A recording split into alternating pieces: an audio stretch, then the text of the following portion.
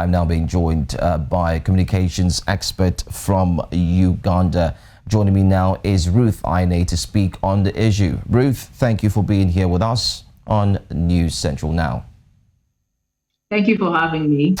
All right, so the elections are over. The results have been announced, but Bobi Wine still remains under de facto house arrest. What do you make of this, Ruth? I think that what we are seeing is what the incumbent has been doing to all his opposition candidates since 2001, when Kizza Besigye decided to contest as a presidential candidate.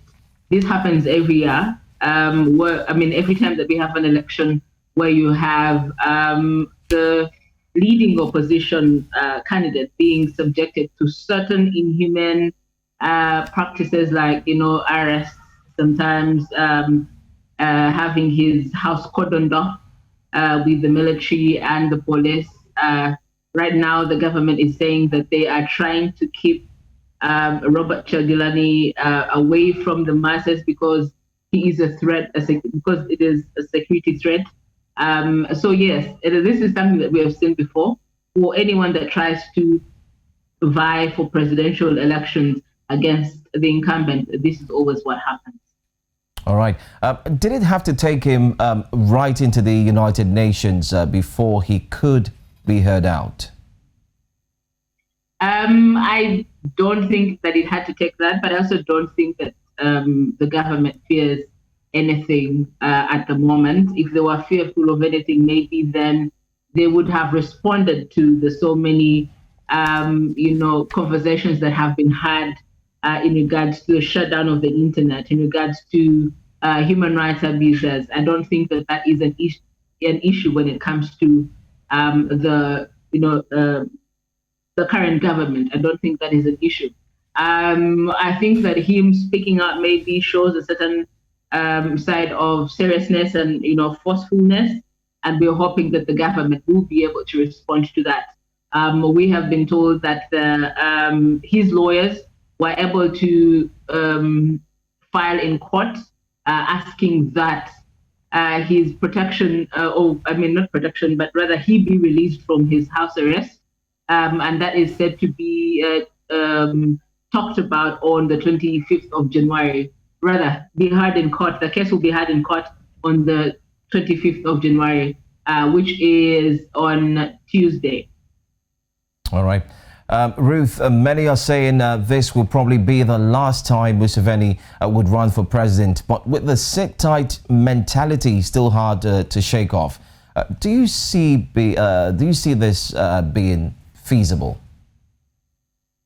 I would love to think that. I would love to hope that this was the last time that the incumbent Yoweri Museveni ran for president, but I do not know that that will be the case. What I know is that if there's anyone going to run from the National Resistance Movement, which is the ruling party, there's going to be a certain level of organization within the party for them to be able to front someone that can take over from the current president, Yoweri Museveni. And that is going to take a while, and it will take a lot of organization, which I think that there was a lot of disorganization when it came to this election, because a majority of the members of parliament have been thrown out, especially in central Uganda. We have absolutely just one returning member of parliament. So it is going to take a lot of them, a lot of, I think, in-house organization for them to really come up with someone that can contend in place of Yoweri Museveni. Otherwise, I have a feeling he may come back, because as we have said, what happens in Africa in certain countries when certain people think that they are the only ones that can head the leadership of certain countries. So there's a lot to look out for.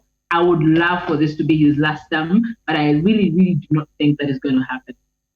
All right, Ruth. So what is the situation like on the streets of Uganda? Do you still have security, heavy security trucks, or are people, have they returned to their normal lives, so to say?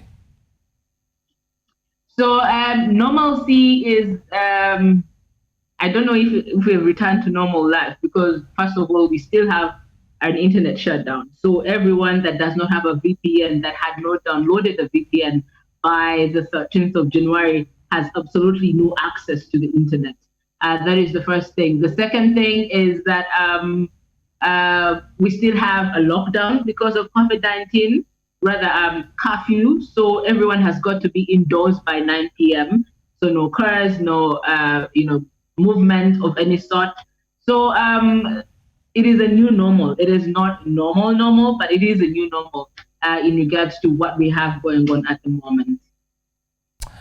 I want to say thank you so much, Ruth, for talking to us. Thank you. You're welcome.